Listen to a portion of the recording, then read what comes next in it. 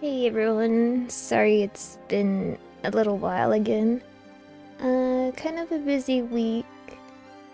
Um, Monday I went to a K-pop concert with my mom, and then Tuesday was my birthday, the 9th. We saw the new Ghostbusters movie, I really liked it. The first, what's it called? I forget the title of it, but like the first one of the reboot was better than this one. But I still liked it. And basically the rest of the week was me like recharging and stuff. But I'm finally back with more 428 Shibuya Scramble.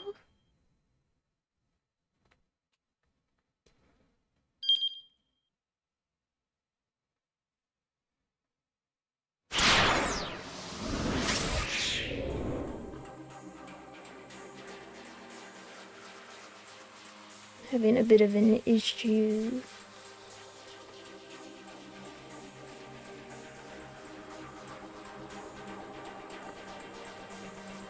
Ay ay ay.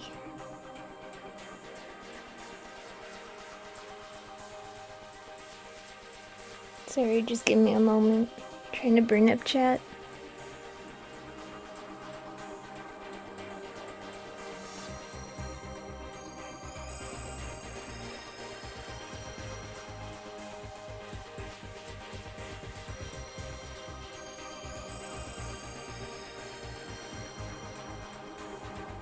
Oh my gosh.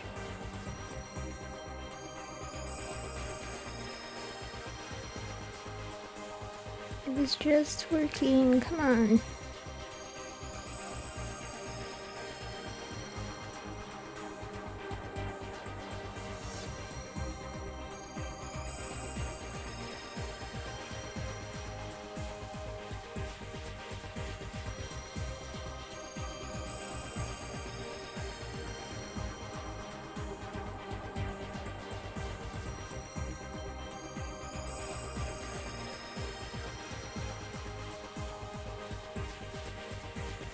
Oh my gosh.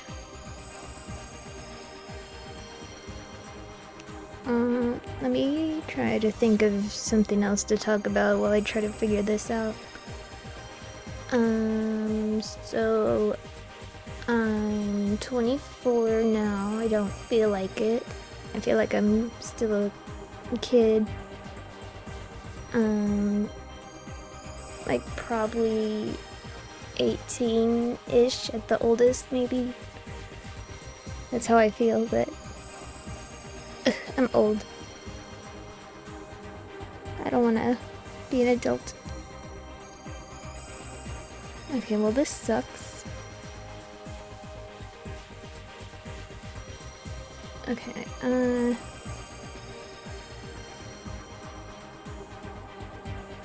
so what I usually do, because I can't reach my laptop from here, I use my iPad here to go to the Twitch app, bring up the chat and all that. But for some reason it's not working.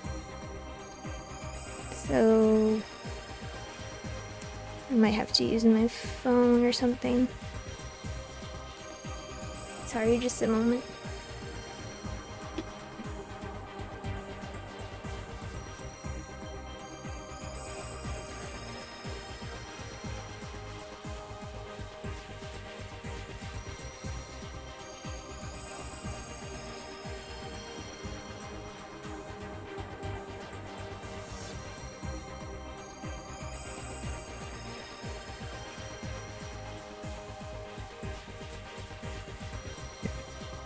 Okay. It's been 4 minutes already? Yeesh. Okay, we're... Next is... Jackie. Really?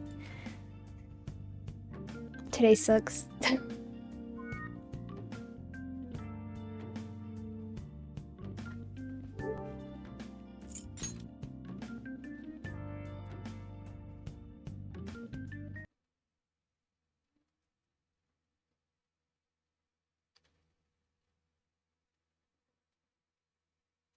Earlier today when I was playing Fortnite, just randomly in the middle of the match, I play it on the Switch. It randomly kicked me out for an error. I'm like, what? So, so many issues.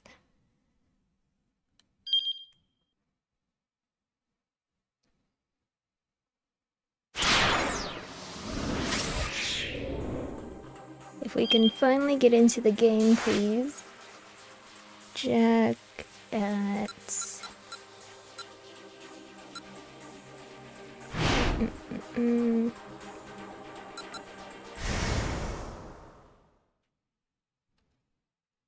Alright.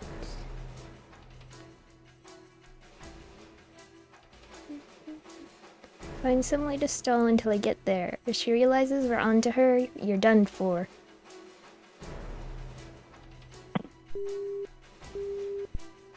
Tateno hung up without saying anything.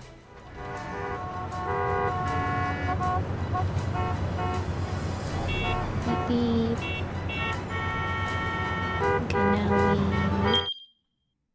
go to Kano.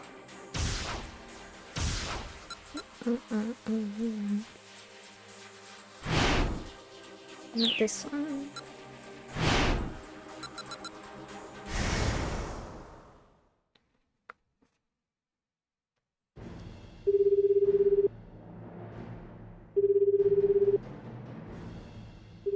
Pulling out his cell phone, Kano dialed up Osawa. As he did, he recalled his last exchange with Stanley at the electronics shop. Looks like we'll be able to have that beer together after all. The phone rang several times before Osawa picked up. It's Kano. I have the password. Are you serious? Osawa blurted in shock. Here, let me give it to you. Are you ready? Yes. 59FBAI4QL1.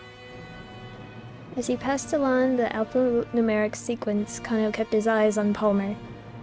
The man stared back at him with an expression of bitter defeat. There was a long silence at the other end of the phone.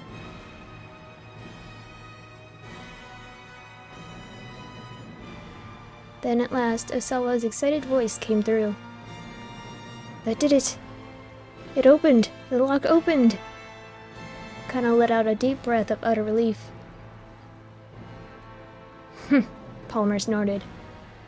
You're really satisfied with catching me and saving the life of one girl. I suppose it's the Japanese way to forget the pain that's been visited upon you. But it's not over. The bloodshed will continue. All over the world. Women, children, the elderly, innocent, all will bleed. Because absolute justice is on our side. Is that right? Kano drove his fist into Palmer's face. There was no such thing as absolute justice. It was that kind of blind faith that kept the world in conflict. Well, this sure is quite the mess. Rolling around in surprise, Kano saw Kuze standing there. Director Kuze! He bowed his head apologetically. He may have apprehended the criminal mastermind, but only because he'd ignored a direct order to place Maria under quarantine. I'm sorry, sir. But I... Save the apology, Kuze interrupted. You're the one who solved the case. You did good, kid. Once again, Kano bowed, this time even more deeply. Oh, and one more thing, Kano. Yes, sir? Sasayama has regained consciousness. I thought you'd like to know. Sasayama? They were able to save him? I got a call from the hospital. Looks like he's gonna pull through. That's great. Really great news. Tears of relief came to Kano's eyes. And if Osawa was able to get the lock at the lab open, he should also have been able to get Maria the antiviral without any further difficulty. Kano dragged Palmer to his feet, then undid the handcuff from his own wrist, using it to properly bind his captive. The metal ring snapped shut with a soft, satisfying click. Palmer limply hung his head. It was over. It was all finally over. It really had been quite a day, Kano reflected. Beyond all the challenges he'd faced, he had come face to face with his own shortcomings. Now he knew what a long way he had to go to be the man he wanted to be. But at least he'd learned what it truly meant to be a detective. Kuze was muttering to himself nearby. I mean, you don't even look alike, but... The director shook his head and cleared his throat. You know, Kano, for a second there, you look just like Tateno. Really, sir? Kano smiled, fussing sheepishly with his hair. Kuze's words were the finest praise he could have asked for. Someday, he hoped he really might be a detective like Tateno. No, he decided he would be. And until then, he'd never give up on that dream. It might be a long, long road, but he would walk it.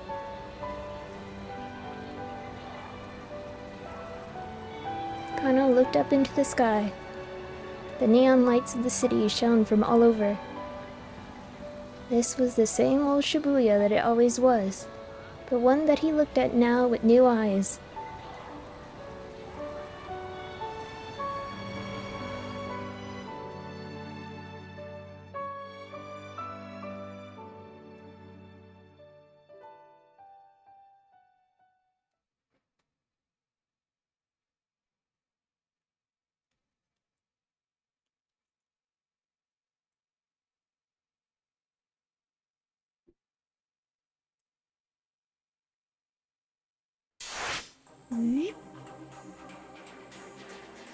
Next is Tateno.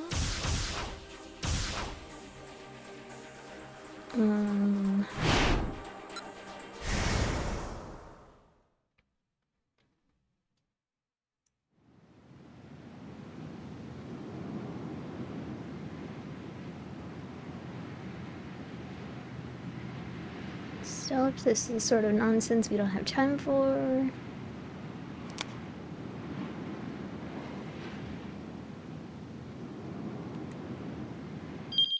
Let's go.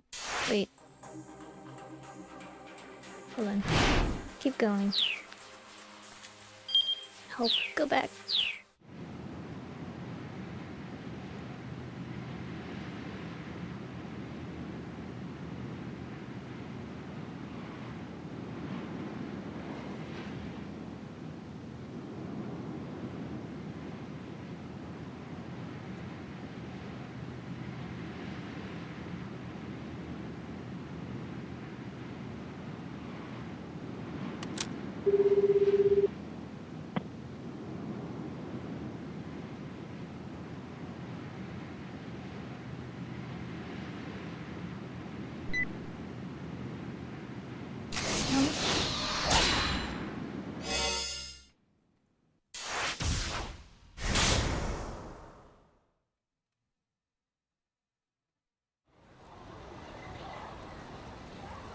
So it's the same old Shibuya that it always was, but one that he looked at now with new eyes. His cell phone rang. Tateno's name appeared on the incoming call display. Kano quickly picked up. Detective Tateno, what's going on? You need to get Hitomi Osawa to safety immediately. Alfred isn't trying to get at her blood. He wants her eliminated.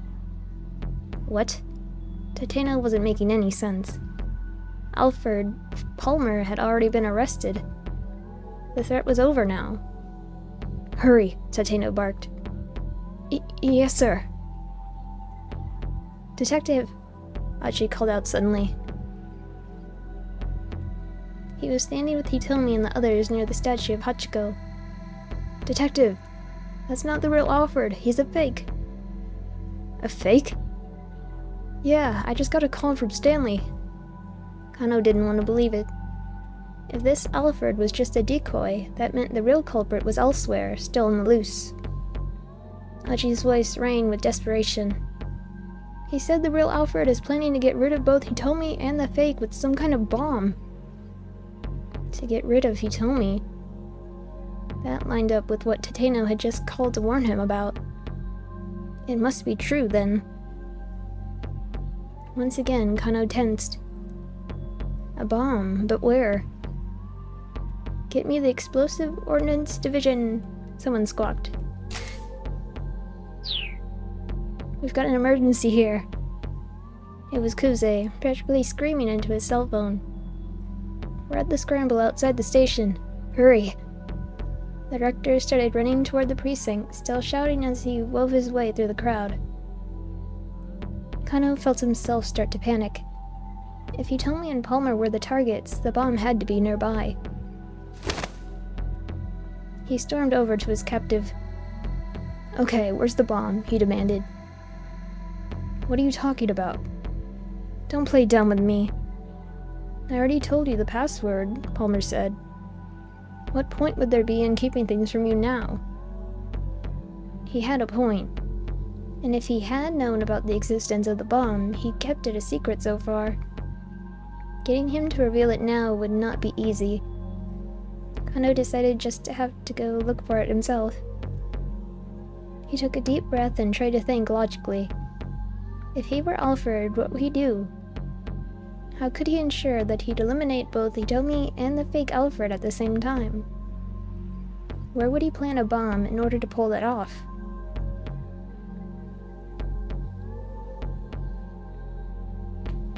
On Hitomi, that way he could be certain he'd at least eliminate her. On Hitomi. Now that Hitomi carried the antiviral within her body, Alfred couldn't risk letting her go. If other terrorists happened to find out about her, and managed to get hold of her blood, it could undermine everything he'd done. Whether he succeeded or failed at getting the antiviral from her, killing Hitomi must have been part of the plan. Pardon me, miss, Kano said. I just need to search you real quick. Hitomi hesitated, then gave a firm nod. Achi, keep an eye on this guy, Kano called out, gesturing at Palmer. If he tries anything funny, feel free to punch his lights out. Okay, sure thing. Kano carefully scanned Hitomi from top to bottom. A cursory look was enough to tell him that there wasn't anything anywhere on her person a bomb could feasibly be hidden. Nonetheless, he did a pat-down search just to make sure. She had her cell phone in her pocket, but beyond that, she wasn't carrying anything else of note on her person. Did you buy all the jewelry and accessories you're wearing yourself? Yes, most of them. The ring I got from my sister. What about your clothes? Oh, I bought them just this afternoon. The top I was wearing before got torn. I see. Kano sighed deeply. No bomb. It wasn't there. Was Kano's guess off base? Or had Stanley just been jumping at shadows? Deciding he'd better check with the American, Kano got out his cell phone. Cell phone? Kano stared at his phone without dialing. That was it. People always kept their cell phones on them. If you planted a bomb on one, you'd be sure to eliminate the owner.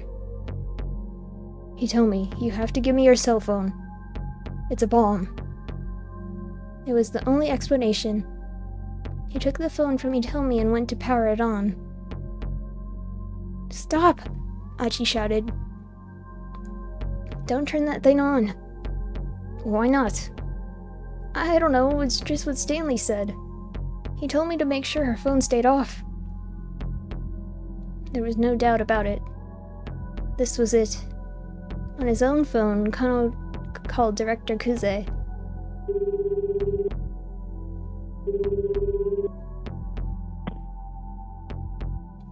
It's Kano. I found the bomb. It's a miniature explosive inside a cell phone. Kano described the dimensions and weight of the phone. The director ordered him to stand by until the bomb squad arrived. Kano hung up, then gently set Hitomi's phone down on the ground.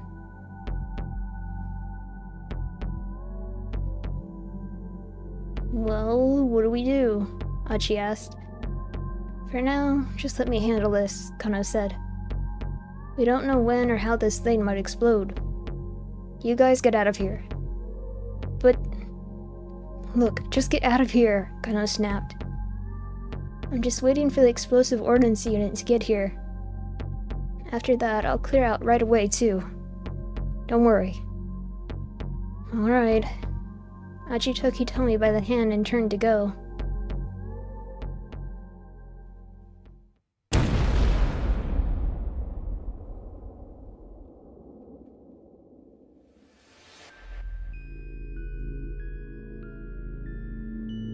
An instant later, Kano's senses were knocked out of him by a thunderous explosion.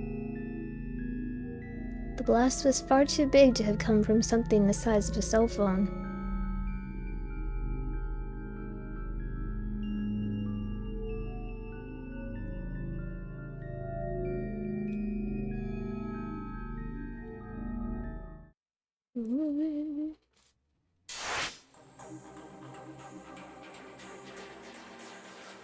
Okay, let's see. Kano.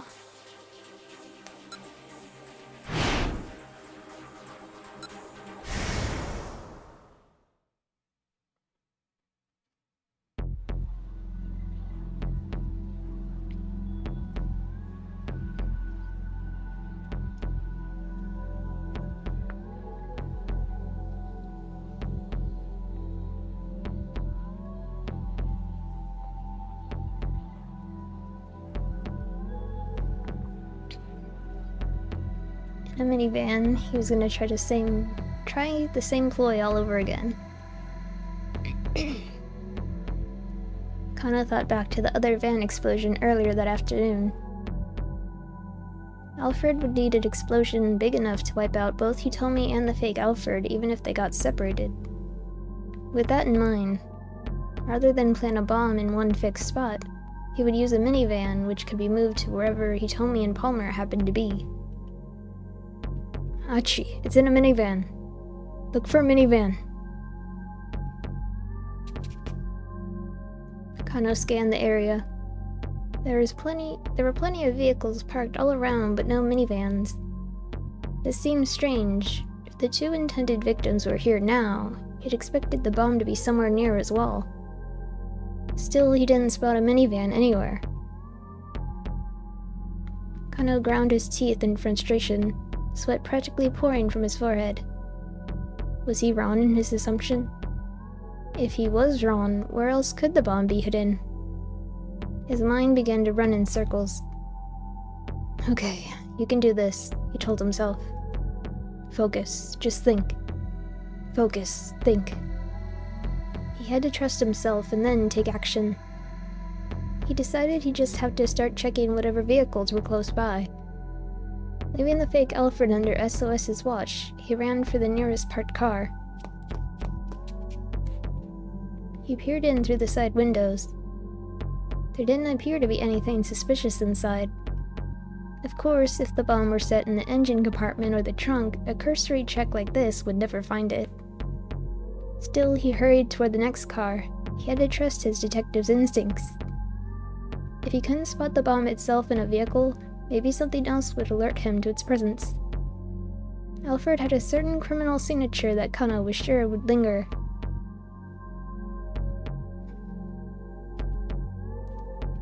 Nothing abnormal here. No problems here. Not this one either.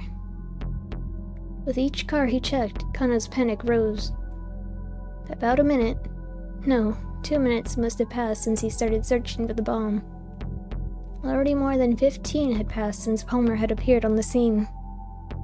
The detonation could come at any moment now. Kano felt he might crumple under the weight of fear. It might already be too late. He felt utterly defeated.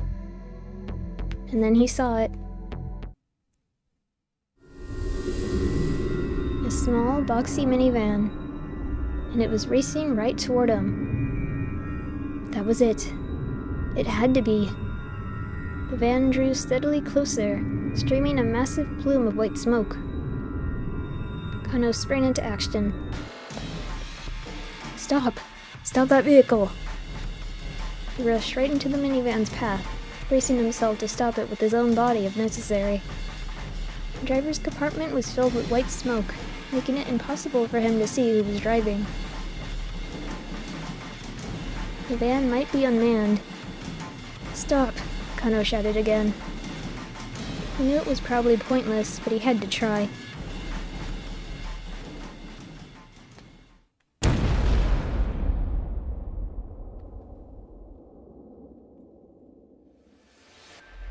Kaboom!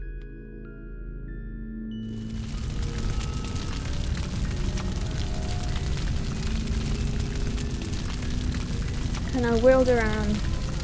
He could see countless bloodied bodies scattered across the pavement. What the hell had just happened? It wasn't the minivan that had exploded. The bomb must have been hidden someplace else.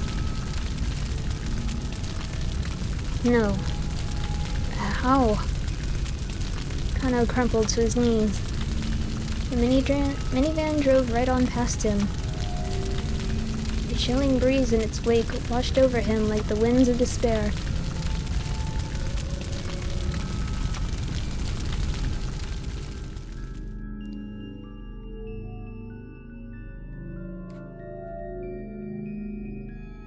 So many endings with the bomb exploding.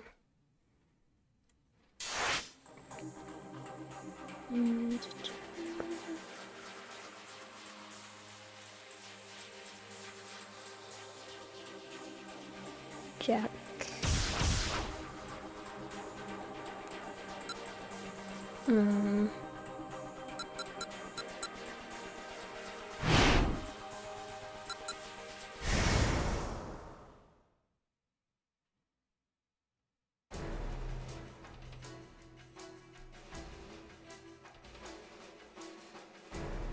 B.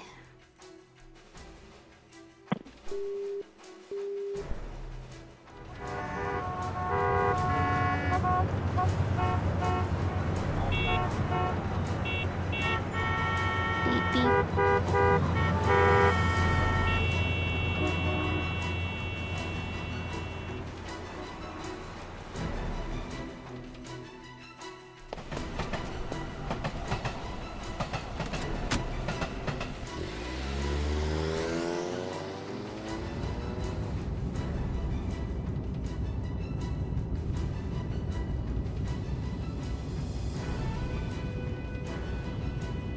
Act as a decoy.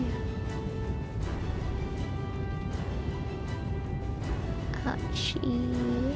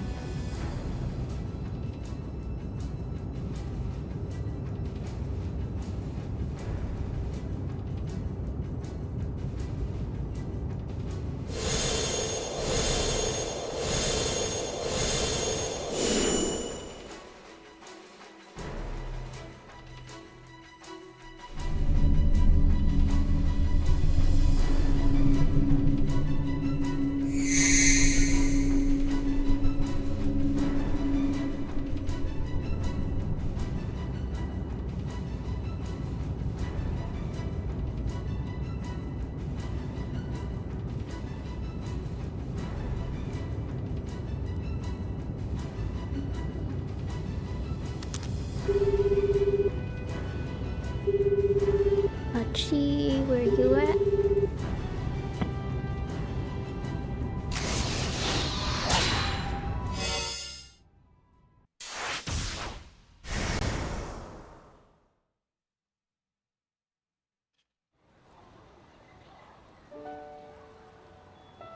Eventually, Achi spotted Kano on the far edge of the crowd. The detective pumped his fist in victory.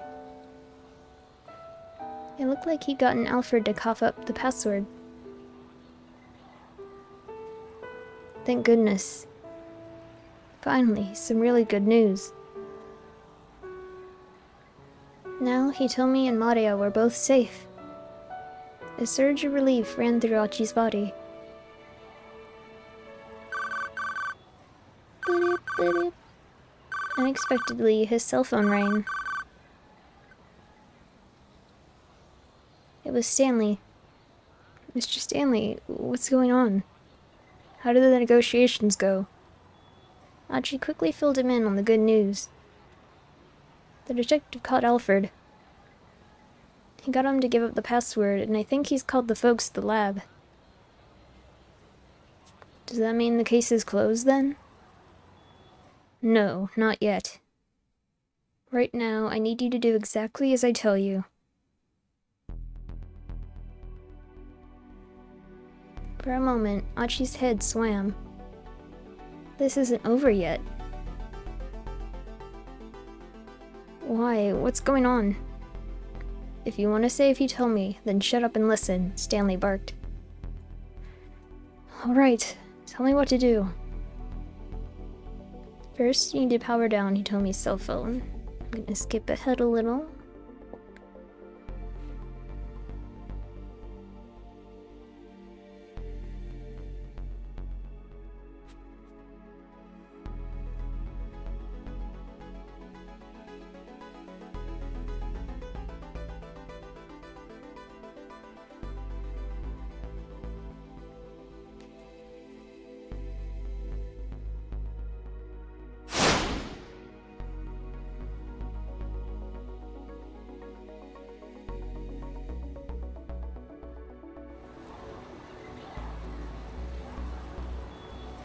Kano hurriedly turned back to the fake Alfred and began a fresh barrage of questions. Meanwhile, Achi's mind was racing again. If the bomb was meant to wipe out both Hitomi and the imposter, it would have to be pretty powerful. So it couldn't be anything particularly small. Where could the bomb be hidden then?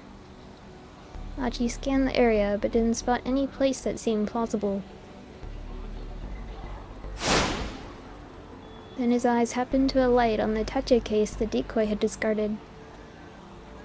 Could it be?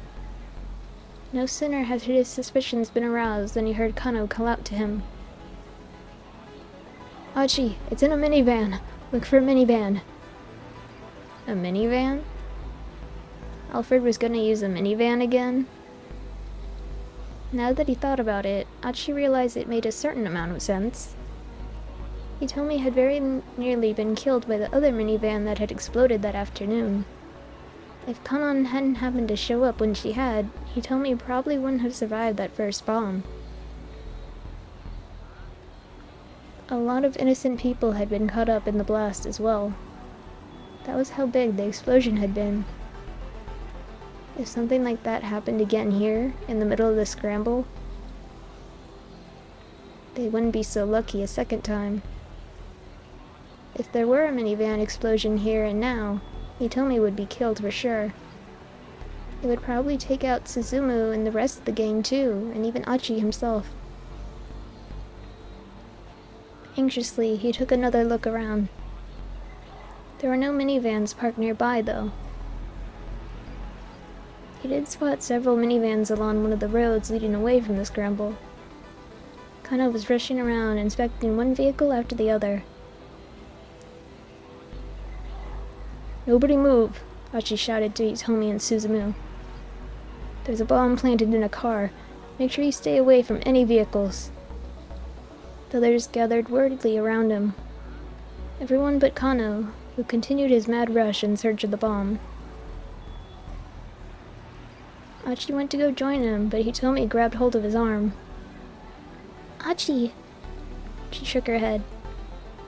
But I have to. A fierce shout interrupted him. Let me go! I can't be here right now!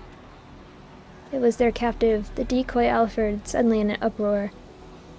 He was sweating profusely and his face had gone ghost white. It's... Look, just run!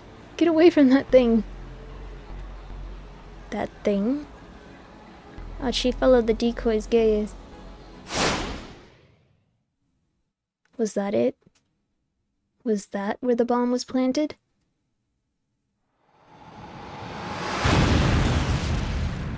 It all happened so quickly. Achi didn't even have time to issue a warning. No sooner had he located the bomb than he was blasted off his feet. Damn it. If only I'd noticed a little sooner. As he spiraled into an abyss of regret, Achi lost consciousness for the last time.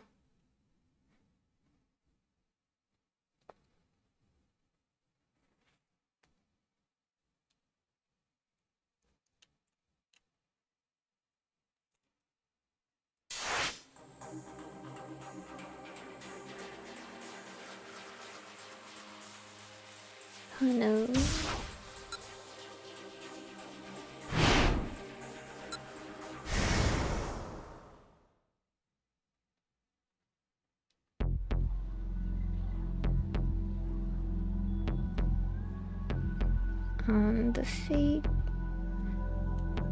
On the fake, there was no other place he could possibly have planted it. Kano began to pat Palmer down carefully. Ashi, he shouted. Check the case, hurry. He gestured to the Itachi case Palmer had been carrying. Don't move. Kano searched through his captive's jacket and the pockets of his pants. But he came up with nothing. Perhaps Alfred had fitted the bomb into the man's watch or belt. Stop this. I'm not carrying a bomb. Shut your mouth. But Kano couldn't spot anything suspicious about the watch or the belt either. He clenched his jaw in frustration. Did Palmer really not have it after all? Detective! It was Achi. He looked alarmed. Kano hurried over to him, dragging Palmer along.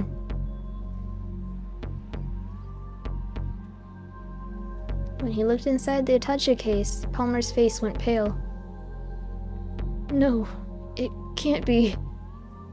Alfred, why? His voice was hoarse with betrayal.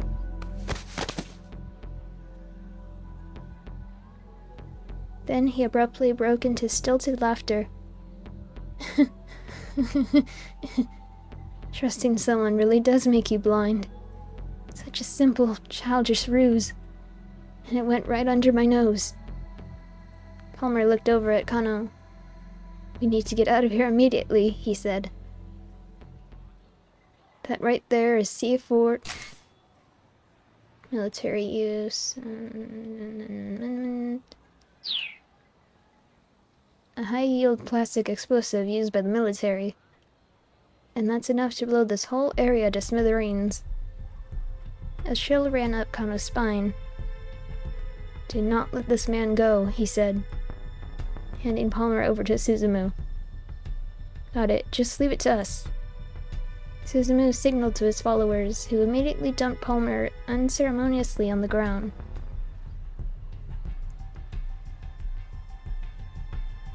Kano carefully inspected the inside of the Itachi case. Achi had found a false bottom in the case. The space beneath it was indeed packed full of plastic explosives. Set within it was what looked like a detonator. Hello. Kano didn't know much about bomb disposal. He'd only been taught the very basics during his police academy training. Nonetheless, something drew his eye. A microphone. There was a parabolic microphone attached to the detonator. In all likelihood, the detonator had been set to go off in response to some sort of sound. Hey, detective, is that thing gonna explode or not? Achi's voice was shaky. It looks like it's sound activated, but it hasn't gone off just from having people talking nearby. That means it must be set to explode in response to a specific sound trigger. A specific sound, huh? Achi took a moment to think. That's it. It must be Hitomi's ringtone. That's why Stanley had me power her cell phone off. So that means we're safe then? Hitomi asked. It's not going to explode anymore, right? Kano had to fight back any feelings of relief. They couldn't forget that this was Alfred they were dealing with. Assuming they were safe would be a dangerous mistake. Carefully lifting up the detonator, Kano spotted another cable connected to the bomb. As calmly as he could, he tried to remove the plastic explosive from the attaché case.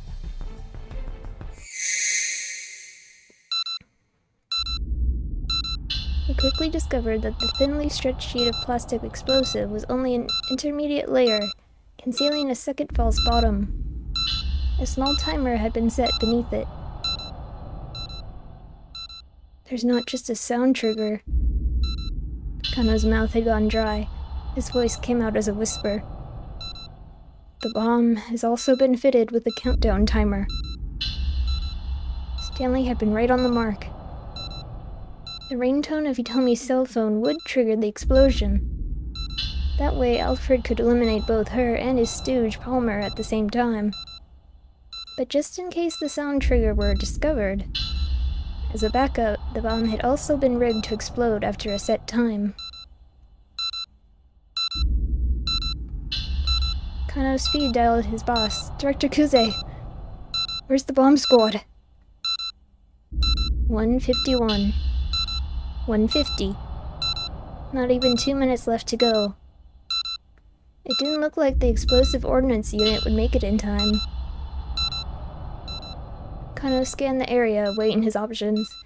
He noticed Achi standing right beside the bomb case. Achi, he called out.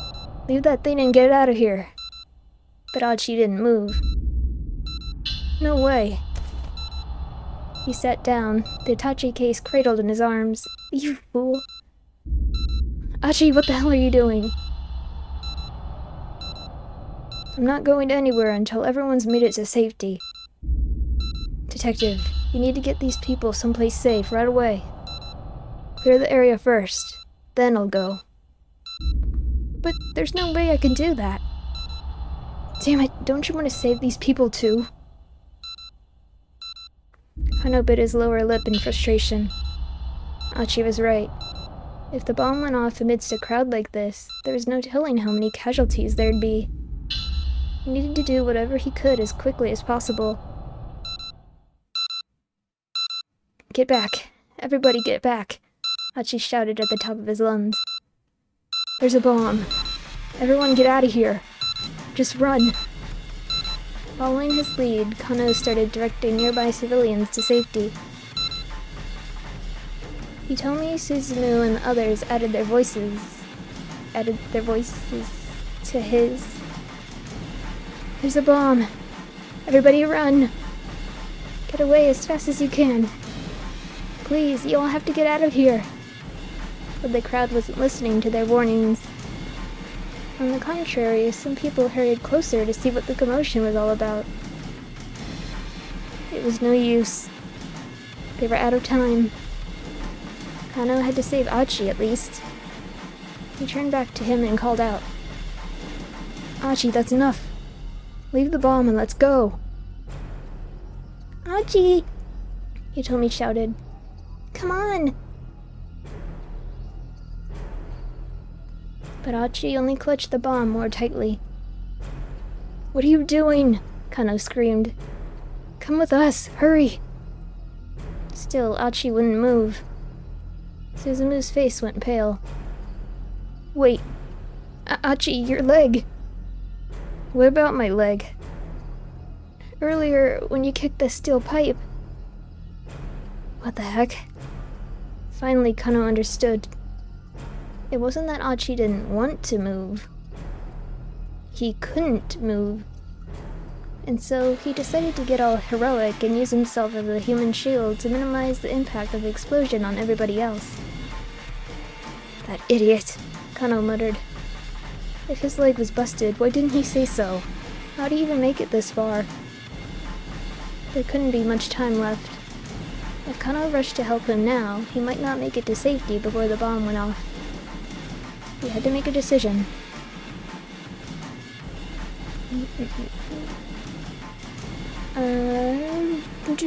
Go for Achi. Kano ran for Achi anyway. He couldn't just abandon him. Achi was being an idiot. He wanted to sacrifice himself for the greater good, but Kano wasn't going to let him do that. To have someone else be your shield, to have them up and give their life for yours.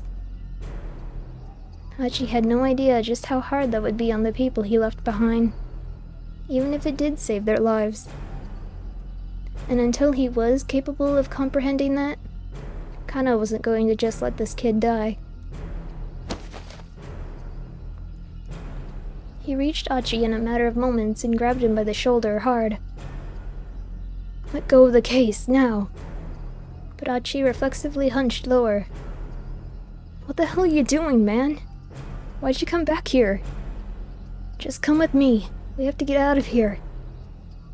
Look, you need to run. I can't move. You gotta be kidding me. Kano squatted down and looked Achi right in the eye. Okay, you can't move on your own. So I'm going to help you move, and unless you want to kill me too, you better cooperate. Damn it! Don't be a fool, man. The strength ebbed from Achi's hands. Wasting no time, Kano pulled the case away, then slipped an arm around Achi's side. Their legs got entangled as Kano dragged Achi to his feet. Come on, run! The detective shouted when they were upright at last. They needed to get as far away as possible in the few seconds they had left. Kano didn't know how big the explosion was going to be.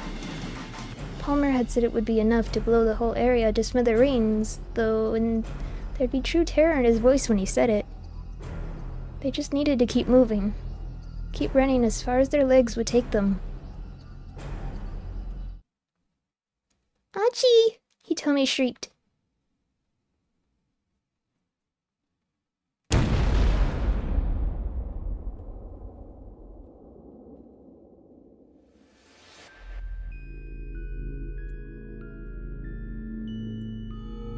It was a blinding flash of light. Then everything went dark. The force of the blast robbed Kano of his senses. He couldn't tell what had happened to Achi. And in the end, Kano never even knew what cut his own life short.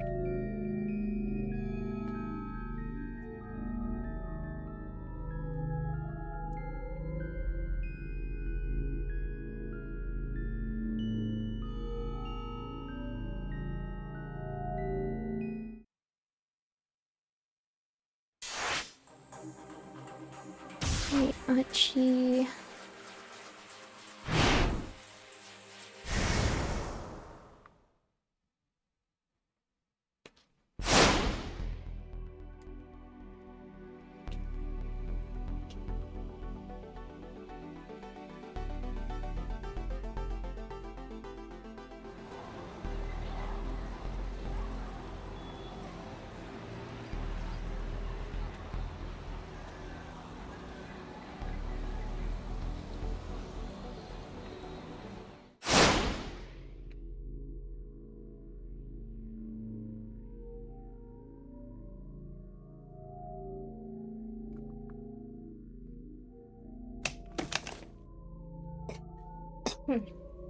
Sorry. No sooner had his suspicions been aroused than he heard Kato called out. Sorry. Dumb water. He heard Kano call out to him, Achi, check the case, hurry. He hurriedly opened up the attaché case and searched the interior. But the only things inside were pieces of medical equipment, tubes and syringes and the like. There was nothing that looked remotely like a bomb. Still, where else could the bomb possibly be hidden? Damn it! He had to find the explosive, and soon. He took another hard look at the case. I'll flip it over. Achi lifted the attaché case up high and flipped it upside down. but as he was about to throw it, he heard a faint metallic sound. Quickly, he lowered the case again. He was certain the noise had come from inside. Once more, he opened the case and looked inside. But still, he saw nothing of note. He tossed the medical equipment aside and slowly tilted the case from side to side. Although it looked empty, there was a distinct sound of something metal sliding back and forth. Hold on, could it be? Hachi tugged at the case's inner lining, quickly tearing it free.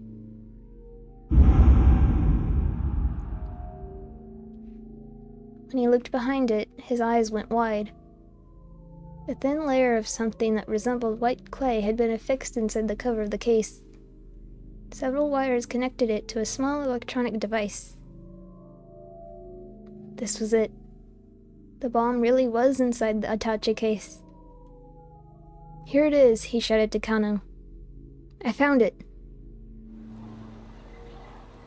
Kano hurried over, bringing his captive with him. There, Mr. Palmer, take a look. When he saw what was inside the attaché case, the fake Alfred went pale. No, it can't be. Alfred, why? His voice was hoarse with betrayal. And abruptly he broke into stilted laughter. Trusting someone really does make you blind. Such a simple, childish ruse. And it went right under my nose. The fake Alfred, Palmer, looked over at Kano. You need to get out of here immediately, he said. That right there is C4, a high-yield plastic explosive used by the military. And that's enough to blow this whole area to smithereens. Blow the whole area to smithereens? Achi pictured Shibuya reduced to a blasted ruin. Meanwhile, Kano frantically began searching the inside of the attaché case. A microphone, Kano muttered. Hey, detective, is that thing gonna explode or not? Hachi tried and failed to keep his voice from wavering. It looks like it's sound activated, but it hasn't gone off just from having people talking nearby. That means it must be set to explode in response to a specific sound trigger. A specific sound, huh? Now Achi understood Stanley's instructions. That's it! It must be Hitomi's ringtone. That's why Stanley had me power her cell phone off. So that means we're safe then? Hitomi asked. It's not going to explode anymore, right? Maybe, but I wouldn't bet our lives on it. Kano continued his examination of the case. He carefully loosened the bomb and the cables, pulling them away from the lid of the case. The sight made Achi's heart leap. Then Kano went stock still, as if caught in a hungry predator's gaze.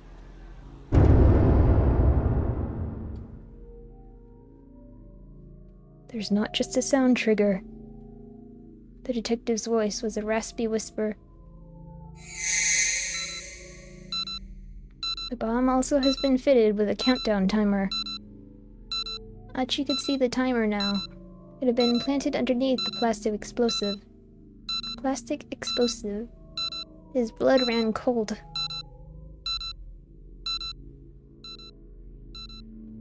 Director Kuze, where's the bomb squad? While Kano made a desperate call to the police, Achi picked up the attaché case and peered inside. The digital timer was steadily ticking down the seconds.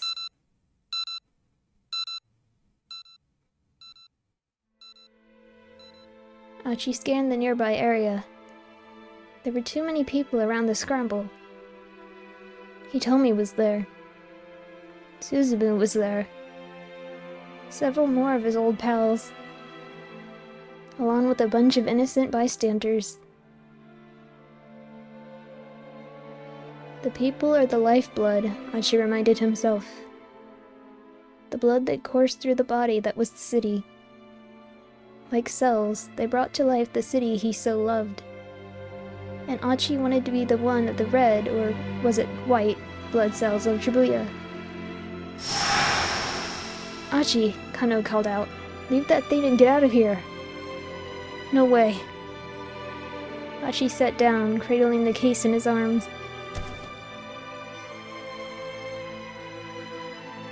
Achi, what the hell are you doing? I'm not going anywhere until everyone's made it to safety. Detective, you need to get these people someplace safe right away.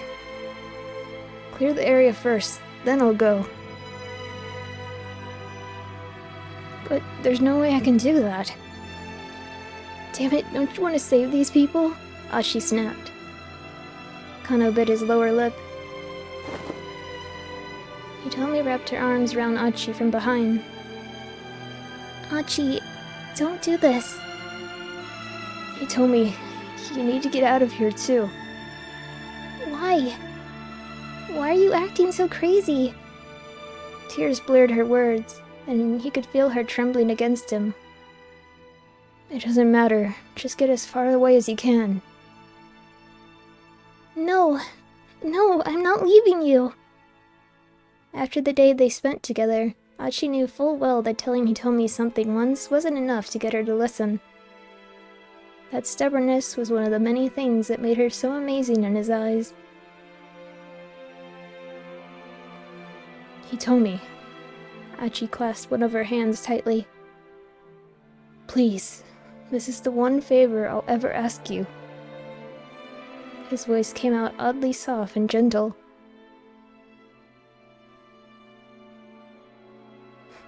Alright, she told him. But let me just say one thing first. There's still so many things I want to talk to you about. So much more that I want to know about you. So, please, Achi, don't you die on me. Hey, don't worry. Once everyone's made it to safety, I'll clear out of here right away. Hitomi squeezed his hand, then got up and silently hurried away. Suzumu, you and SOS start getting people out of the area. Yeah, alright. Suzumu turned away and spurred the game into motion.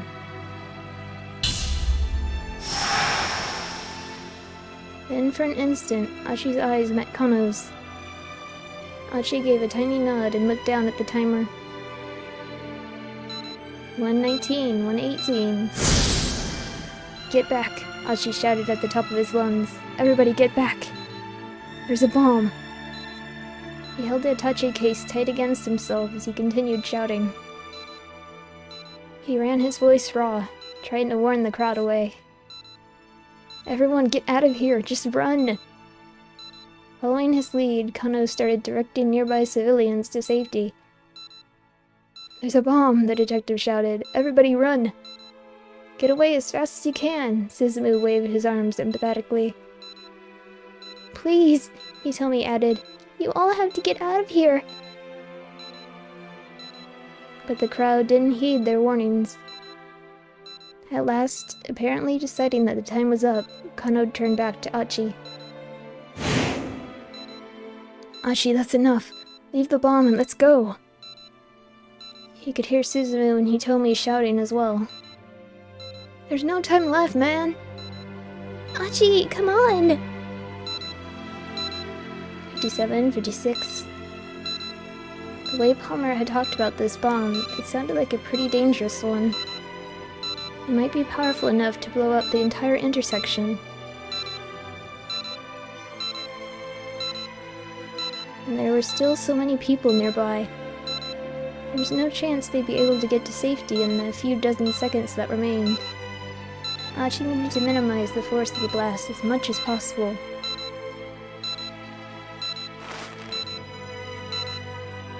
He cradled the bomb more tightly to his chest, huddling over it. What are you doing? Come with us, hurry! Screamed Kano. I don't know how powerful this bomb is, but please, God, let my body be enough to protect the people of Shibuya. And to protect Hitomi. Achi squeezed his eyes tightly shut. I'm sorry, Suzune. Looks like I won't be able to keep visiting you in the hospital anymore.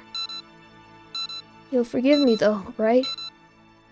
I stuck it through to the end, just like you told me to. I didn't call it quits partway through. And so, whatever you do, you can't let that disease beat you. Don't you dare let it beat you. Achi drew a deep breath as he finished his solitary little prayer. He couldn't have more than a few seconds left to go. A firm hand grabbed hold of Achi's shoulder. Let go of the case, now! It was Kano. What the hell are you doing, man? Why'd you come back here? Just come with me. We have to get out of here. Kano's grip didn't let up in the slightest. Look, you need to run, Achi shouted. I can't move. He clenched his jaw in frustration. It was all too crazy for him to think straight. They shouldn't even be having this argument when the bomb could explode at any moment. Oh, you gotta be kidding me. Kano growled in frustration. Okay, you can't move on your own. So I'm gonna help you move, and unless you want to kill me too, you better cooperate. They didn't have much time left. Damn it, don't be a fool, man. Achi couldn't help but curse. A sharp pain shot through his limp right leg as he lurched to his feet. Kano shouted in his ear. Come on, run! Achi didn't have the luxury of thinking anymore. He just had to move his feet. Hitomi cried out from across the scramble. Achi!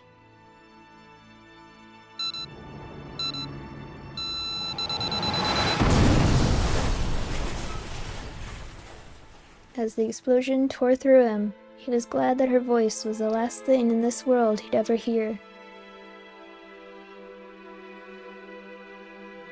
And that was Achi's final thought.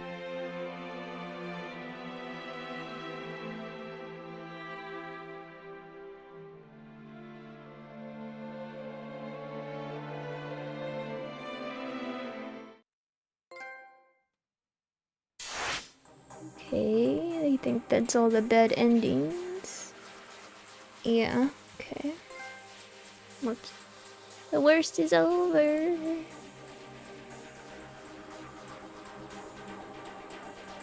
Okay. Narakawa.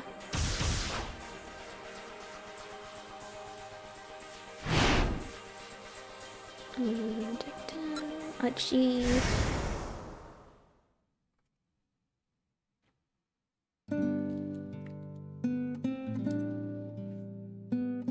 With a beaming grin, Chiaki held out her computer. Minorikawa got ready to start typing, but then a young man barged into the bar. The newcomer hurried over to where Suzumu was sitting and promptly prostrated himself on the floor. Whatever this was about, it looked like a big deal. Who was this kid? The gang's feelings looked decidedly mixed.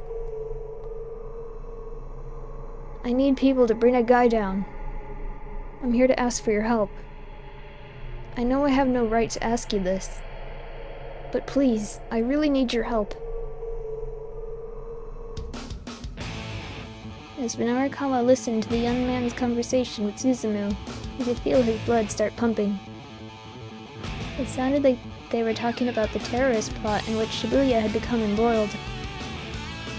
Hey, Chiaki, he said quietly. Did you hear that just now? I did. I'm not sure I follow all of it, but it definitely has the whiff of a major scoop. Minorikawa shot her a daring grin. So what's the play here, Chiaki? We interview him, of course. But we only have 30 minutes left, right? So we take 10 minutes for our conversation, and use the remaining 20 to write up the piece. I'll help you out. You learn good, kiddo. Norikawa ruffled Chiaki's hair again.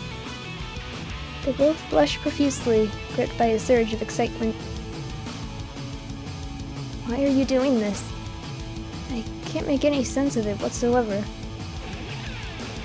Katayama stood peering at them skeptically. If you write up the piece you just did your interview for, you'll make your deadline. Why go out of your way to trouble yourself further? It's no trouble, Minorukawa said. I'm just doing what a professional does. That's all. Katayama let out a solemn sigh. Good grief.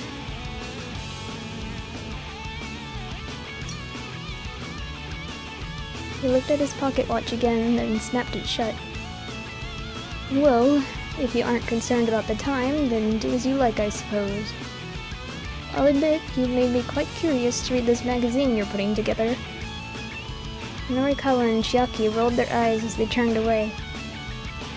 Already they were making their way over to Suzumu and his gang. Interviews aren't over until you have what you need. You refuse to let them be over. You spend every last second you have to do the best job you can. That's what being a professional journalist is all about. Norikawa cracked his knuckles and stepped between the two young men. Sounds like you've got an interesting story. Mind letting me hear it too?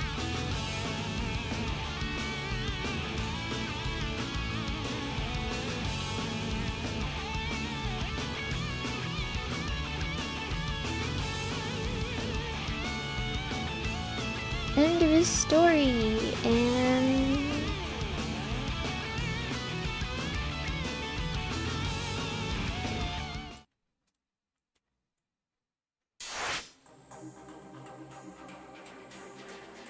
next is...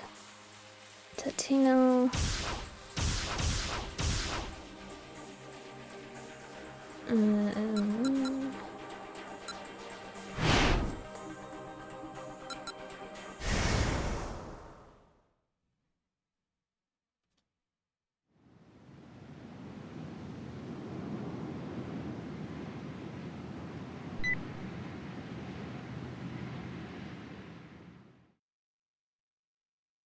And now your little plan has been foiled, Tateno said. Conan snorted. Has it now?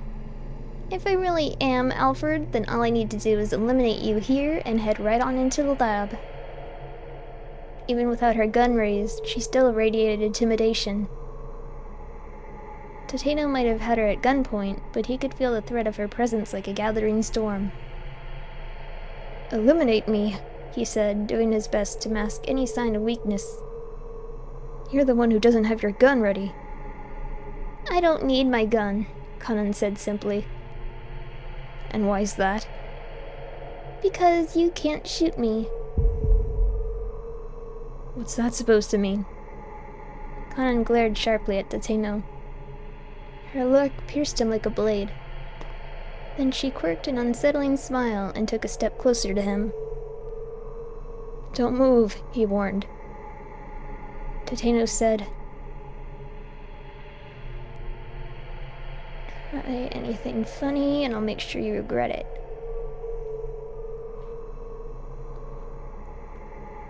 He kept his gun trained on the center of her chest. You can't shoot me. Conan took another step closer. You're still traumatized from that time you let your friend's wife die. How do you know about that? Tateno was shaking now, his aim wavering. I heard you talking with the younger detective up on that rooftop. I was right, she had been there. Let's test my theory out. Conan pointed her index finger at her own heart. If you think I'm Alfred, then shoot me right here. Huh. The corner of her mouth twisted up. You can't do it, can you? Tateno's gun hand shook all the more.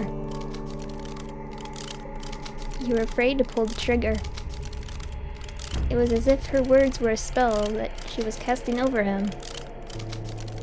You can hardly even stand the thought of pointing your gun at someone. Katone's final moments flashed through Tateno's mind.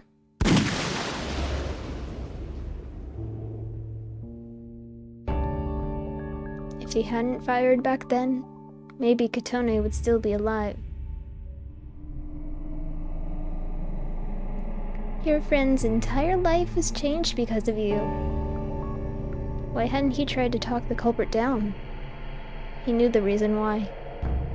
Because he loved Katone. He still loved her, even after she'd become Daisuke's wife. His desire to be the one who saved her had warped his sense of judgment when things had come down to the wire. Tateno, do you not enjoy being with me? There was a forlorn look on Katone's face. It wasn't that he didn't enjoy being with her. Her very presence soothed him. But the more serious the relationship had grown, the more it tore at Tateno's heart. The truth was that he didn't really know what happiness was, and so he was incapable of making someone else happy. If it were possible, he'd want Katone to be smiling always. And that meant her being with someone other than him.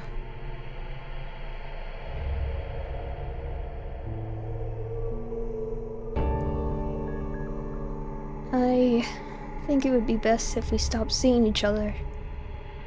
Tateno blurted out the words bluntly, and Katone's face fell. He hadn't broken up with her because of any lack of feeling for her. Rather, the impulse had actually sprung out of his pursuit of human warmth, and his growing fear of losing it. He'd just been so uneasy. More than anything, he'd been afraid that he wanted too much love and affection from Katone.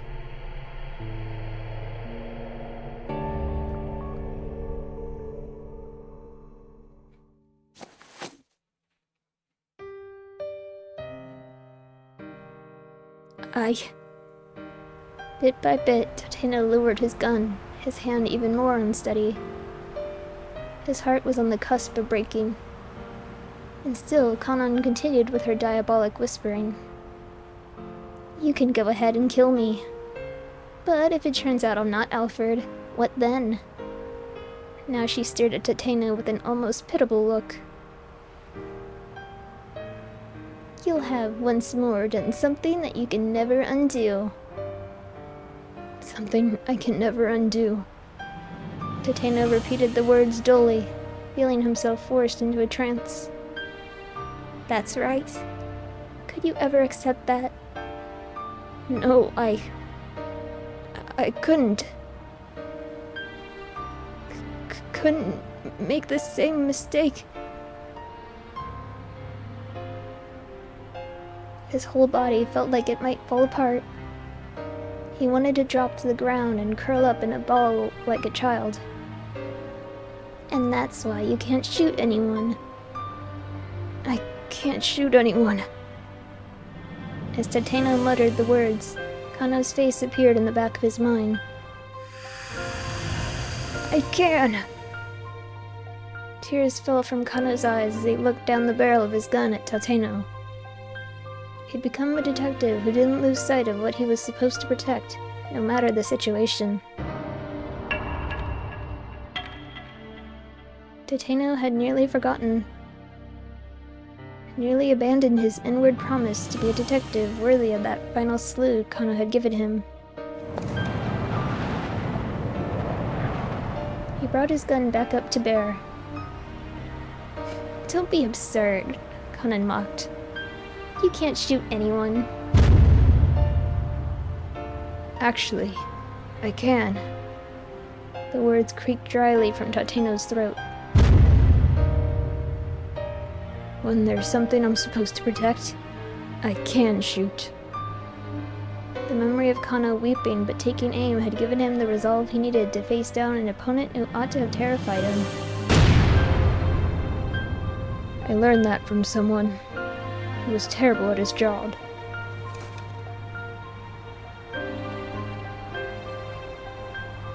Kanon's eyes went cold. Immediately she lifted up her gun again. Once more their eyes locked, sparks of hostility crackling between them. But almost immediately, Tateno could sense the difference in skill between his opponent and himself. The young woman radiated a deadly aura. The force of her stare was like a knife pressed to his throat. She had borne witness to carnage and bloodshed, the likes of which he couldn't even imagine. He couldn't win this. She would kill him, guaranteed. Tateno braced himself for death, never taking his eyes off Kanon's. If nothing else, he needed to buy time for Kano to get the password. But could he do that, given the opponent he faced? Yes. Somehow, he would do it. As a detective. As a man. Even if he had to give his own life to succeed.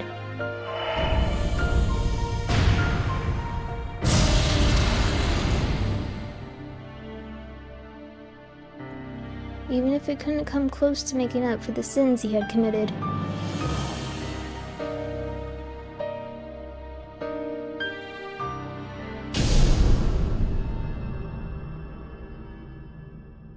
Yay!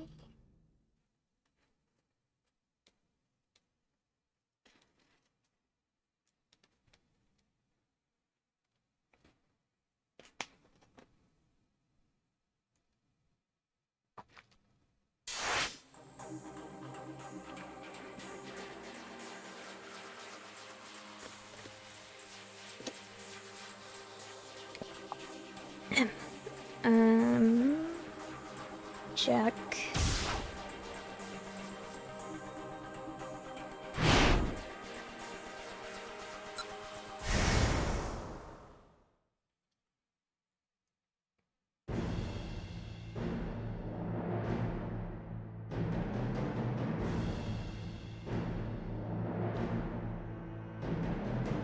If I do get my revenge, what would Frank think?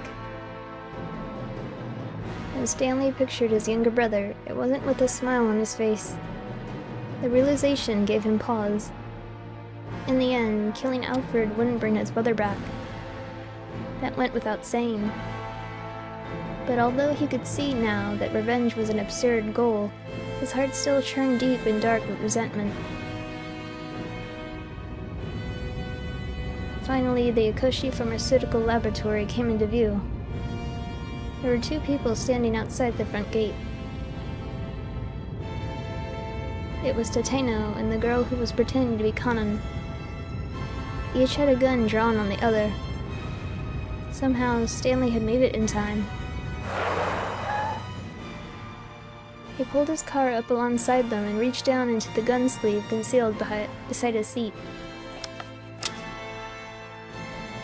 He pulled out a .44 caliber Desert Eagle, one of the most powerful semi-automatic handguns in the world. Minnesota base.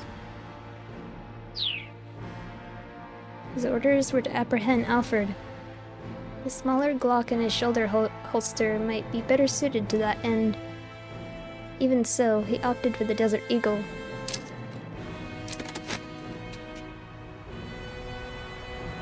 Getting out of the car, he started pacing toward the young woman. Stanley. Tateno glanced over at him, his face pale. Stanley gave a slight nod in reply. He could see the hint of a smile on the girl's face. Probably a smile of overconfidence.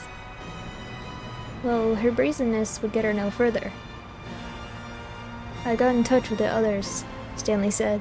Told him to turn off Hitomiyasawa's cell phone. He could see her eyes react. I imagine that, by now, they've also managed to deal with the bomb you planted on the decoy. The young woman remained silent. And, of course, they've managed to bypass the lock inside the lab. You know what this means? Your little plan has failed. Completely. Stanley could see the girl's stare sharpen. He chased Alfred all around the world, only to arrive here at last, in this little island nation. It had been a long, long journey. he'd spent a long time suffering. Now, both the journey and the suffering would be over.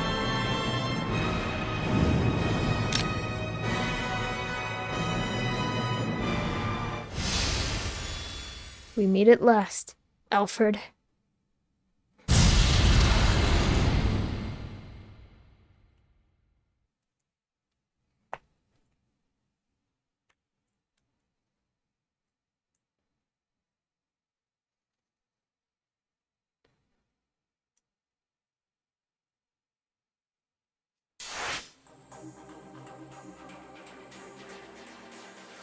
Kano.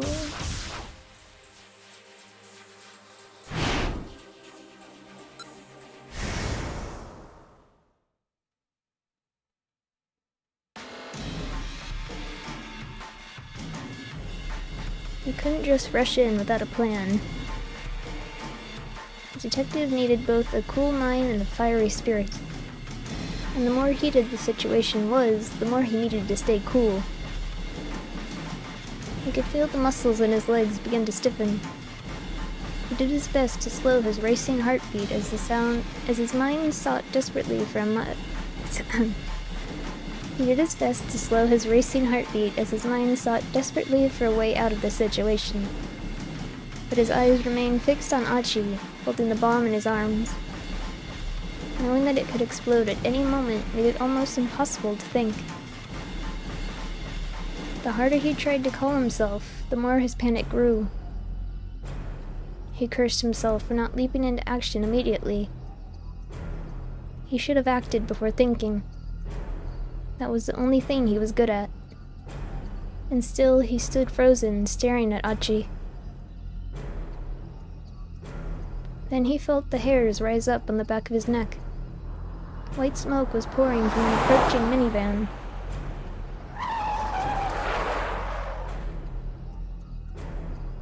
The vehicle teetered to a stop along the shoulder of the road.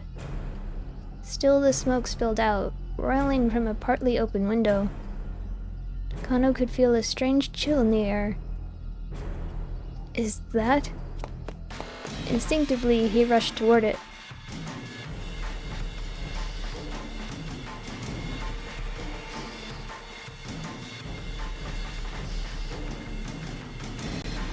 Peering through the minivan's windows, he saw a clunky box-shaped device in the back.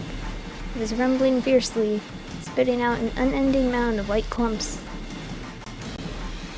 A dry ice machine. Hey! Kano yelled, banging hard on the door. Open up. By freezing a bomb that used an electronic activation trigger, it was possible to kill the battery cell and deactivate the detonator. The explosive ordnance unit used liquid nitrogen, but maybe dry ice could work as well.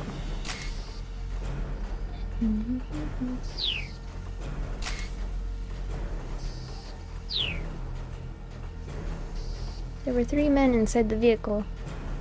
Kano shouted at the one in the driver's seat. I need to borrow that machine. Huh? The man replied in a lethargic drawl. No way, man. We haven't even paid this thing off yet. There was no time to explain or negotiate. Kano was just going to have to take it by force. Hold it right there.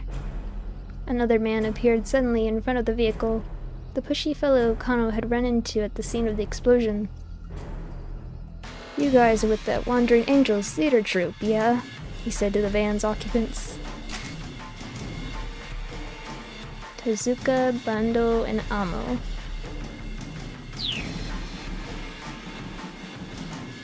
He pointed at the dry ice machine. That thing's defective. The guy from the electronics store said he'd refund your deposit. Huh? For real? Yeah, he told me to tell you that the machine has been recalled. We'll bring it back for you, so hurry up and open the door. Yeah, okay. The newcomer helped the 3 men unload the dry ice machine from the minivan, and he turned to Kano.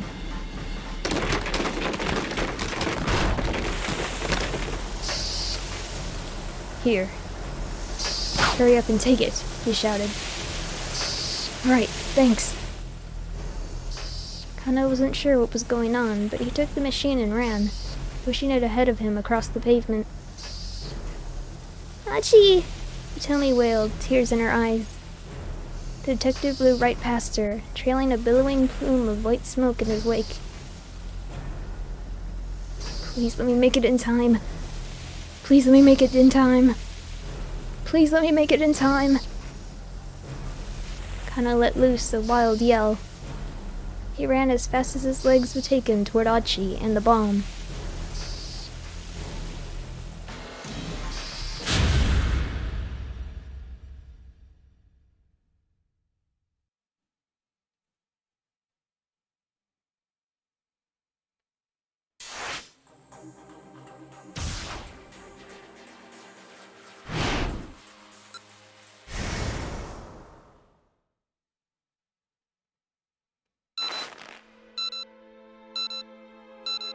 He cradled the bomb more tightly to his chest, huddling over it.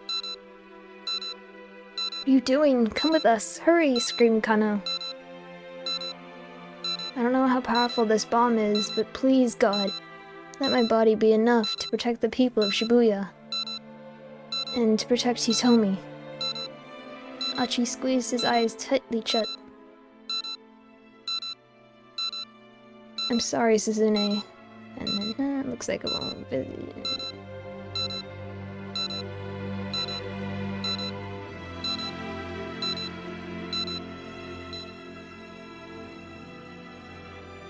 Achi! It was Hitomi.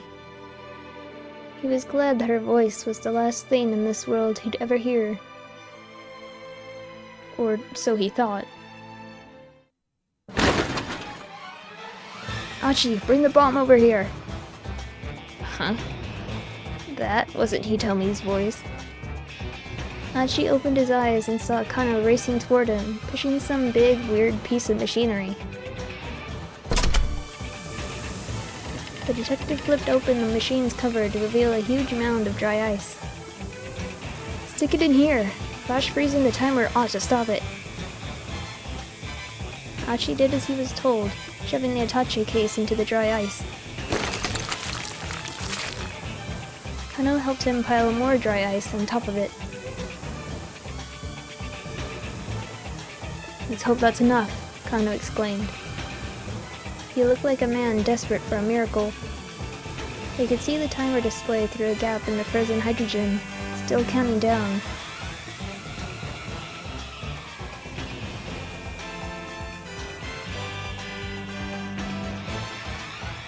Was this not going to work? Achi and Kano held their breaths.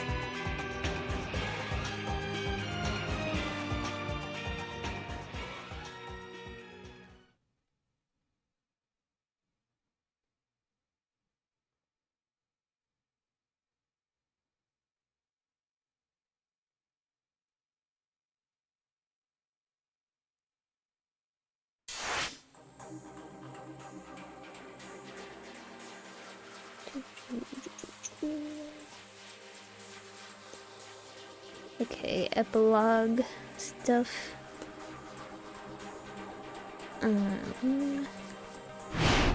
Whoops. Continue? No?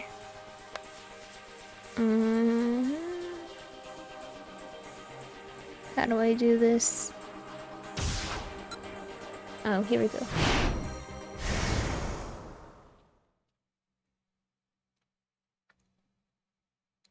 Kanon's friend.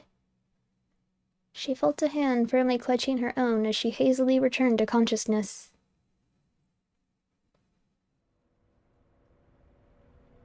This hand. Whose is it? My father's?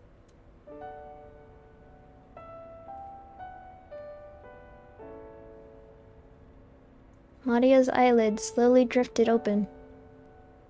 Maria, you're all right now. Her father was indeed beside her, holding her hand.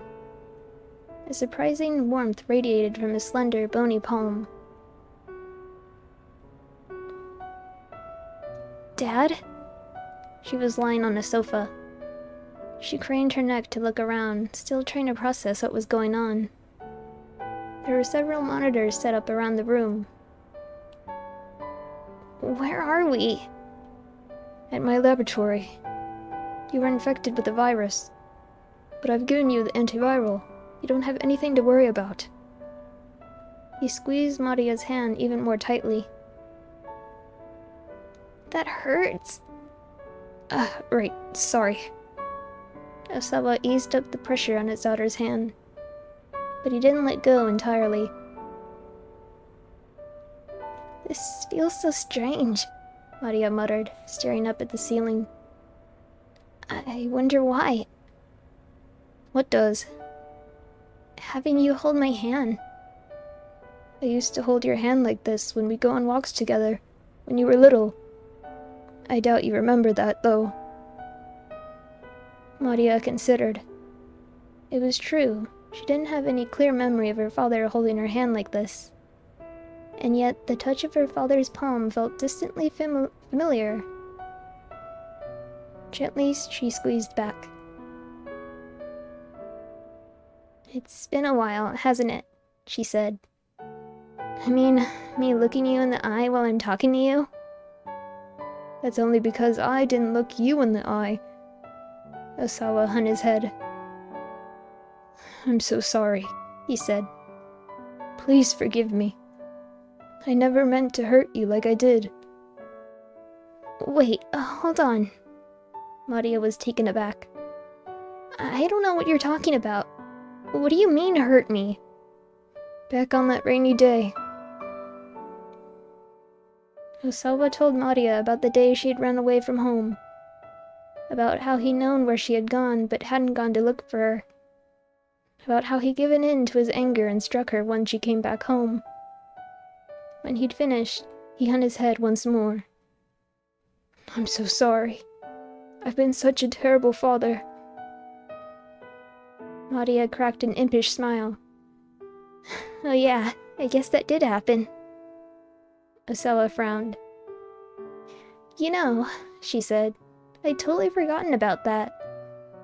Until you mentioned it just now, I mean. No, I can't believe that, Osawa replied. The way I hurt you, He sounded so disappointed at himself. Dad, it's not like I can let myself dwell on each and every detail of my childhood.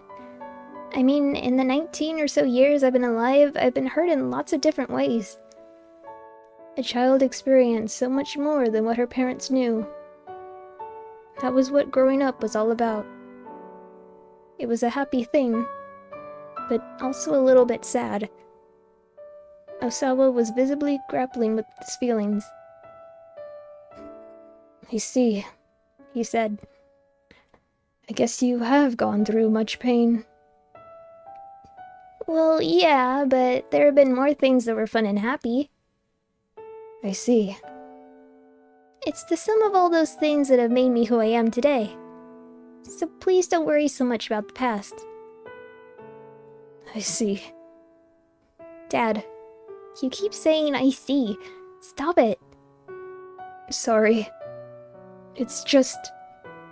This is all so difficult to say.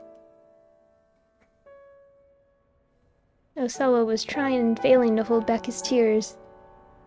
Maria wasn't quite sure what those tears were for, but she felt a prickle of embarrassment.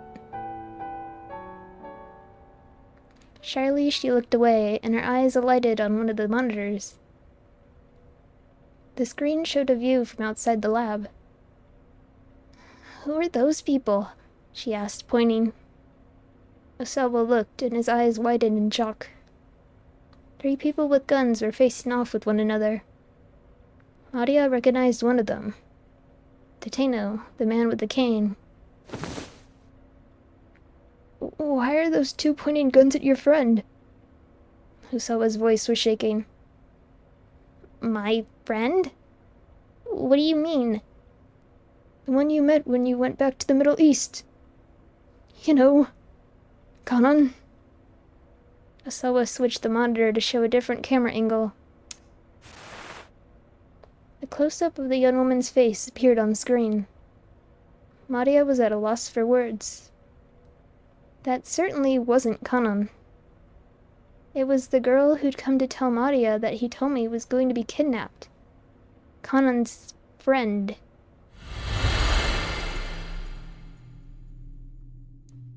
It had happened 3 days earlier. While Maria was on her way home from campus, a girl approached her, telling her she was a friend of Kanan. Kanan asked me to pass along a message, she said. Then she showed Maria a video recording. The video quality was quite poor and the voice indistinct. There's a terrorist who's after the antiviral agent your father's developing. Maria listened in shock as the message continued. The terrorist's plan was already in motion, and Hitomi had been infected with the killer virus. Your father used the antiviral to save Hitomi. But the terrorist planned on that. I'll spare you the details, but there's a way to extract the antiviral from Hitomi's blood. Stealing the drug from the laboratory directly is too problematic. The terrorist intends to get it directly from your sister. Hitomi is certain to be kidnapped sometime in the next few days. And so, I have something to ask you. I'd like you to get kidnapped in her place. Since you're twins, it should be possible for you to trade places without the kidnappers realizing it. I gave the girl who's passing along this message a necklace outfitted with a small GPS beacon. Make sure you wear the necklace. Switch it on, and it'll allow me to keep tabs on your location. I promise, I'll come and rescue you. Please, help me. This is the only way we can keep the antiviral and Hitomi safe. The video ended, and the girl handed Maria a necklace with an ornate pendant and showed her the hidden switch on the back. Kanan's coming to Japan? Maria asked. She's already there. She's ready to risk your life for this mission. Risk her life? Maria started uneasily. So, this terrorist who's after the antiviral drug, is it Alfred? The girl looked shocked. You know about Alfred? Kanan told me that taking down Alfred is her purpose in life. But Alfred has ties to the CIA, so it's hard for Kanan to get any good leads. That's true. Which reminds me, you should have this. The girl held out a photograph. This man is dangerous. Stay away from him. He's an ally of Alfred. Maria did her best to burn the man's image into her mind. All right, the girl said. I've passed along everything Kanan wanted me to tell you. What you do next is up to you.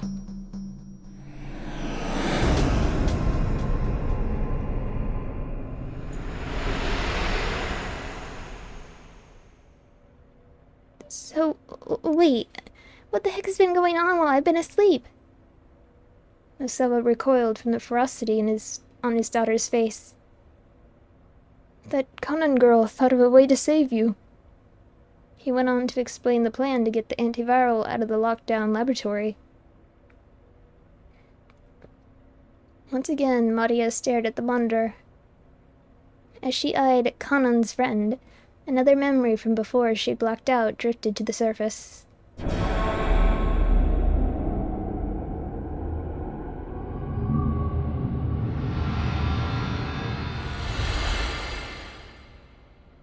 Suddenly it dawned on Maria what this girl was planning.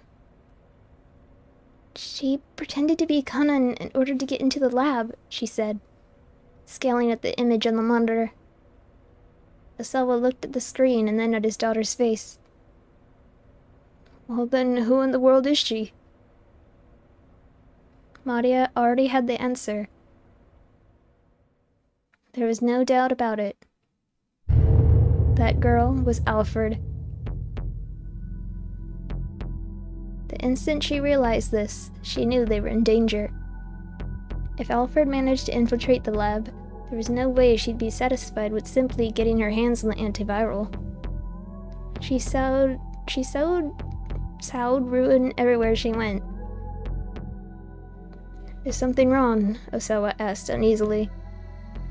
Maria, what is it? Maria's mind was racing.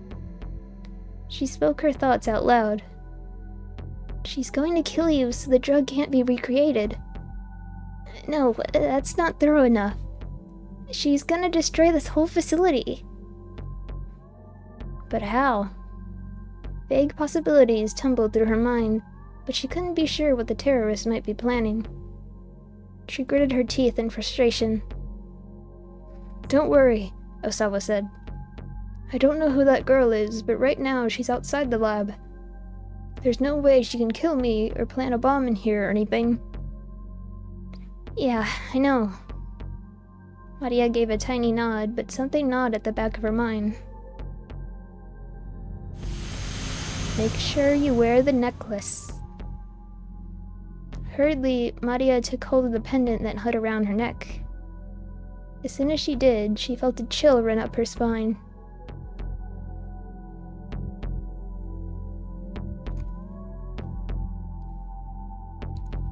She went back over the details of Alfred's plan as her father had explained it. And then, finally, she understood. I've got it! Osawa straightened up. You've got what? I need to get out there where those three are. Don't be absurd. I have to go. Osawa peered closely at his daughter's face. Words weren't going to stop her, and as he realized that, his own face stiffened with determination.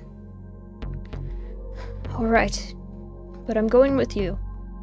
I can't let you rush into danger all by yourself. Thank you, Dad. Maria tried to get up from the sofa, but she was struck by a wave of vertigo, and her knees buckled. Are you all right? Osawa caught her by the arm. This is probably a side effect of the antiviral. You shouldn't push yourself too much. Maria looked up at her father's anxious face and shook her head. Don't worry, I'll be okay.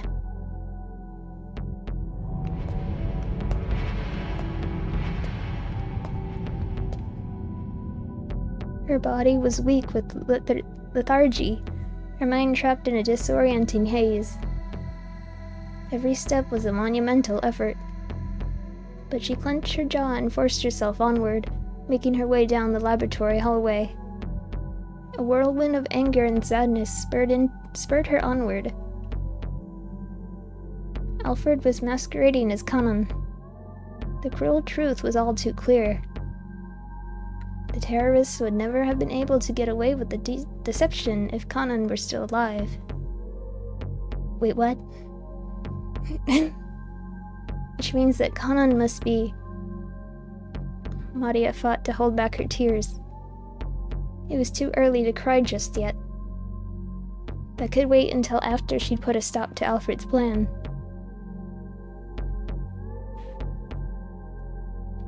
Using her rage to suppress her sorrow, she shoved open the door in front of her.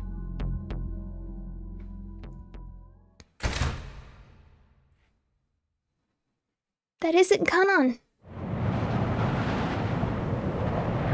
Maria's voice exploded into the silence of the standoff. I doubt we're getting better testimony than that, Stanley said, his gun still at the ready. There's no talking your way out of things this time. The expression on Alfred's face didn't change. She stood still, a mannequin without a soul.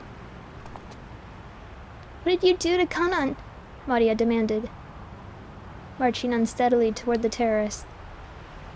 Maria, stay back, Osawa exclaimed. She ignored him. Hey, don't get any closer, Tateno barked. He looked exhausted, on the verge of collapse. Answer me, Maria cried, still advancing. What happened to Kanan? But still Alfred said nothing. Stanley, too, began edging toward her. It doesn't matter what you ask, he said, She won't tell you anything.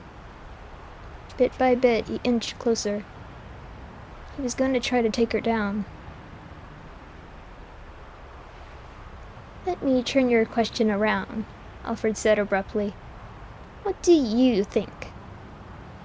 Maria paused, confused. What do I think about what? What do you think happened to Conan? The corners of her lips twisted up, shaping a mirthless smile.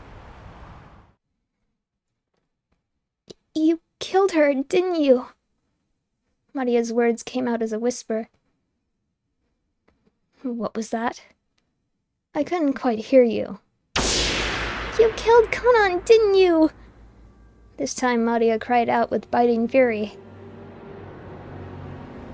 Alfred snickered. She's provoking me, Maria thought, forcing herself to swallow her rage. She couldn't let herself get caught up in Alfred's game, or her anger would spill out of control. Why are you laughing? By force of will, Maria made her voice firm and steady. Because I'm guessing you weren't expecting me to show up here. Alfred raised an eyebrow ever so slightly. This thing here, it's a bomb, isn't it? Maria held out the necklace. What? Stanley furrowed his brow. Of course. Even if we managed to catch you here, he'd still be able to destroy the lab. Still, the smile remained on Alfred's face. She seemed to enjoy watching others figure out her intentions. But you can't trigger the bomb with me standing this close to you, can you? Maria locked eyes with Alfred. Unless you're prepared to sacrifice yourself? She stood like an image of bravery, while on the inside her apprehension threatened to tear her apart. She could feel her heart thudding so furiously that she thought it might explode. Cold sweat trickled down her spine. Only her rage at Conan's murder kept her from backing down. Go ahead and blow yourself up if that's what you want, she said. But you'll die with nothing. Your death will mean nothing. But not mine. My death. Whoops, wrong person talking. Go ahead and blow yourself up if that's what you want, she said. But you'll die with nothing. Your death will mean nothing. But not mine. My death will avenge Conan's.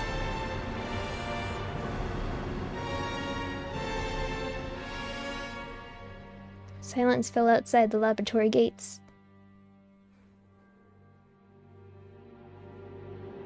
Stanley and Totino stood frozen, their guns still trained on Alfred. Both men were ready to pull the trigger at the slightest provocation. Just how long had they been there, staring one another down? The passage of time seemed to slow, seconds drawn into hours. Osawa swallowed audibly. Finally, Alfred tossed her gun onto the pavement and held up both hands in surrender. Stanley wasted no time, sprinting forward to secure her. He gave her a thorough pat-down from behind. He removed a small device that looked like a detonator from one of her pockets. On your knees! Alfred did as she was told. Good. Now hands behind your head. Try anything funny, and I will shoot.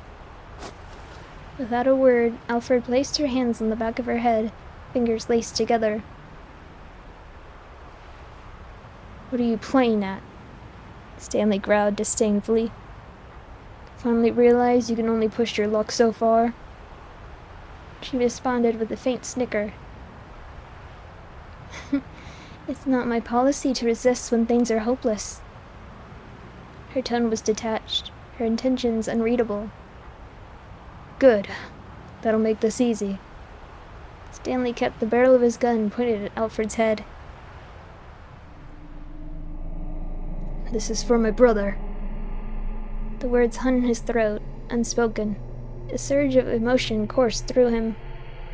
Just a tiny bit more pressure from his index finger, and he could put a bullet right through Alfred's head.